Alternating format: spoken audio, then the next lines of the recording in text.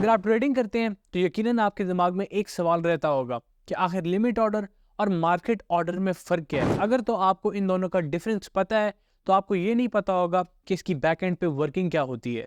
आपके साथ कभी ना कभी ये प्रॉब्लम ज़रूर आई होगी कि आपने एक लिमिट ऑर्डर लगाया होगा, प्राइस उस पर्टिकुलर लेवल पे आई भी होगी, लेकिन उस लेवल पे आने के बाद बाउंस कर गई होगी प्राइस और आपका वो ऑर्डर फिल नहीं हुआ होगा। और आप ये सोच रहे होंगे कि आपका ऑर्डर फिल क्यों नहीं हुआ, क्योंकि प्राइस उस पर्टिकुलर लेवल पे आई थी। ये सब क्वेश्चंस और आप आखिर लिमिट ऑर्डर और मार्केट ऑर्डर को प्रॉपरली यूज किस तरह कर सकते हैं, जानेंगे सब कुछ आज की क्लास में। विदाउट एनी फर्दर ड्यू करते हैं फिर आज की क्लास को स्टार्ट। सबसे पहले आपने बाइनेंस एप्लीकेशन ओपन कर लेनी है और जब आप ओपन करेंगे तो इंटरफेस कुछ इस तरह से होगा। अब आपको नीचे काफ़ी ऑप्शंस नज़र आ रहे होंगे, आप थर्ड ऑप्शन पे चले जाएं। अगर तो आप चाहते हैं कि मैं बाइनेंस पे पूरा एक ट्यूटोरियल बनाऊं तो आप मुझे कमेंट सेक्शन में बता सकते हैं। अब यहाँ देखें तो आपके पास ऑर्डर टाइप्स आ रही हैं और इसमें आपके पास market order, stop limit order, trailing stop और OCO, one cancels the other. आपके पास बेसिकली 5 ऑर्डर टाइप्स हैं। अब आज की क्लास में हम सिर्फ लिमिट ऑर्डर और मार्केट ऑर्डर को डिस्कस करेंगे। अगर तो आप चाहते हैं कि मैं बाकी 3 ऑर्डर्स पे भी जो है वीडियो बनाऊं तो आप मुझे उसका भी बता सकते हैं। अब हम समझते हैं कि लिमिट ऑर्डर काम किस तरह करता है, लेकिन लिमिट ऑर्डर को समझाने के लिए मुझे आपको समझाना पड़ेगा कि ऑर्डर बुक क्या होती है। आप जब भी कोई ऑर्डर प्लेस करते हैं तो वो जाता है किसी भी पर्टिकुलर एक्सचेंज के पास। अब एक्सचेंज वहाँ एग्जीक्यूट किस तरह करवाती है, तो एक्सचेंज ने एक बुक सी बनाई हुई है, वर्चुअल बुक जिसको आप कंसिडर कर सकते हैं, जिसको ऑर्डर बुक कहा जाता है। वहाँ पे जितने भी बायर्स होते हैं और जितने भी सेलर्स होते हैं उनके ऑर्डर जाते हैं और जब दो प्राइसेस मैच कर जाती हैं, यानी एक ट्रेडर जो कि $1 पे कोई कॉइन बाय करना चाह रहा है और सामने बैठा ट्रेडर $1 पे वही कॉइन सेल करना चाह रहा है, तो एक्सचेंज उन दोनों के दरमियान में एग्रीमेंट करवा देगी जिसका वो कमीशन लेती है, जिसको एक्सचेंज फी कहा जाता है। तो ये सारा कुछ हो रहा है ऑर्डर बुक में। जब आप लिमिट ऑर्डर का इस्तेमाल कर रहे हैं तो आप बेसिकली लिक्विडिटी प्रोवाइड कर रहे हैं। अब लिक्विडिटी क्या होता है? लिक्विडिटी सिंपली बोलते हैं ease of buying and selling. यानी अगर मैं पाकिस्तान की बात करूं और मैं रियल एस्टेट इंडस्ट्री की बात कर लूं और मेरे पास एक रियल एस्टेट है जिसको मैं सेल करना चाह रहा हूं, लेकिन सामने कोई बायर मौजूद नहीं है, तो मैं कहूँगा कि पाकिस्तान की रियल एस्टेट इंडस्ट्री में लिक्विडिटी क्राइसिस है। और इसी तरह अगर मैं सेल करना चाह रहा हूँ और 10 बायर आ जाते हैं मेरे पास, मैं कहूँगा कि पाकिस्तान की जो रियल एस्टेट है वो काफ़ी लिक्विड मार्केट है। इसी तरह जब आप एक्सचेंजेस में ट्रेड कर रहे होते हैं और आप लिमिट ऑर्डर का इस्तेमाल करते हैं तो आप सिंपली लिक्विडिटी प्रोवाइड करते हैं और जब भी कोई ट्रेडर आता है और मार्केट ऑर्डर पे अपना प्राइस एग्जीक्यूट करवाता है तो होता क्या है कि उसको एक्सचेंज को ज़्यादा पे करनी पड़ती है फ़ी। और एक्सचेंज को ज़्यादा फ़ी इसीलिए वो पे करता है क्योंकि वो मार्केट से लिक्विडिटी सक कर रहा है।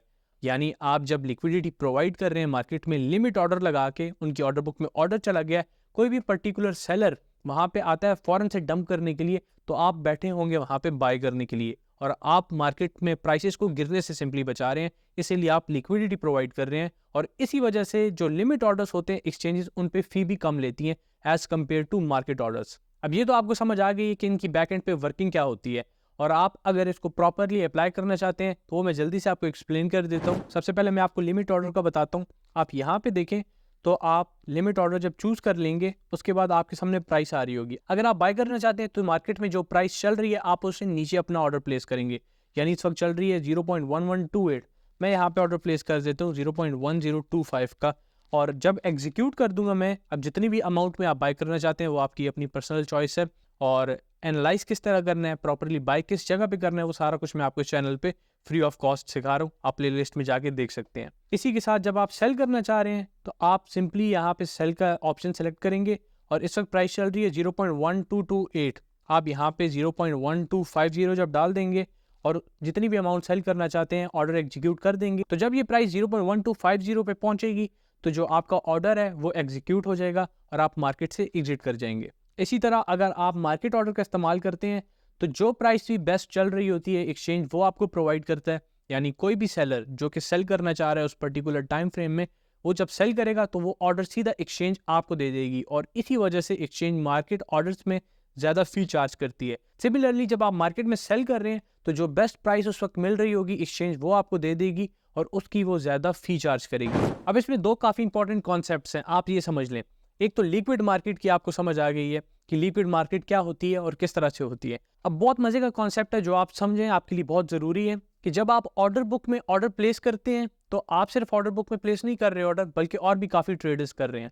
और आपने अक्सर ये देखा होगा कि किसी एक पर्टिकुलर प्राइस पे आप बाइंग ऑर्डर लगाते हैं, प्राइस उस लेवल पे आती भी है लेकिन आपका ऑर्डर एग्जीक्यूट नहीं होता और वहाँ से प्राइस बाउंस कर जाती है और आप कंफ्यूज हो जाते हैं कि ये क्यों हुआ है। इसका सिंपल रीज़न है कि जो भी ट्रेडर सबसे पहले अपना ऑर्डर बुक में ऑर्डर प्लेस करेगा, एक्सचेंज सबसे पहले उसका ऑर्डर मैच करवाएगी। अगर तो आपने बाद में ऑर्डर प्लेस किया है और आपसे किसी ने पहले ऑर्डर प्लेस किया था और प्राइस एक पर्टिकुलर लेवल पे आई है, लेट्स सपोज $1 पे आपने बाइंग ऑर्डर लगाया है और प्राइस $1 पे आई है, लेकिन आपका ऑर्डर एग्जीक्यूट नहीं हुआ। उसका सिंपल रीजन है कि जिसने आपसे पहले ऑर्डर लगाया था सबसे पहले उसका ऑर्डर फिल होगा और उसके बाद अगर तो कोई सेलर मौजूद है तो आपका ऑर्डर फिल होगा, वरना प्राइस वहां से ही बाउंस कर जाएगी।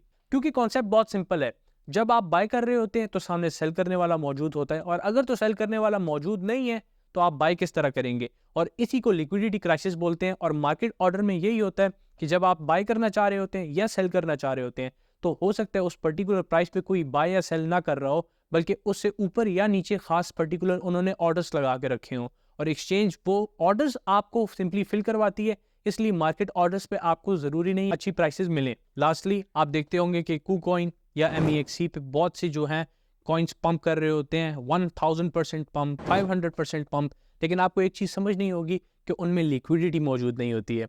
और इसी वजह से जब आप वो कॉइन बाय करते हैं और सेल करते हैं तो आप लॉस में होते हैं, क्योंकि उन कॉइन्स में लिक्विडिटी नहीं है, वहाँ पे ज़्यादा बायर्स और सेलर्स नहीं है। तो जिस प्राइस पे आप सेल करना चाह रहे हैं ज़रूरी नहीं है कि उस पर्टिकुलर प्राइस पे कोई बाय कर ले। यानी अगर आप $0.1 पे उस कॉइन को बाय कर लेते हैं तो ज़रूरी नहीं है कि उस कॉइन को $0.1 पे कोई और बाय करने वाला भी मौजूद हो जब आप उसको सेल कर रहे हो। और बाइनांस जो एक्सचेंज है यहाँ पे लिक्विडिटी का कोई भी प्रॉब्लम नहीं है, लेकिन इफ़ इन केस आप MEXC या KuCoin पे ट्रेड कर रहे हैं तो ये मैंने आपको कॉशियस होने के लिए बताया है। अब आप जाएं और मार्केट में इन चीज़ों को अप्लाई करें ताकि आप खुद ये चीज़ें एक्सपीरियंस कर सकें, क्योंकि मेरा तो यही मानना है कि knowledge is not power until executed।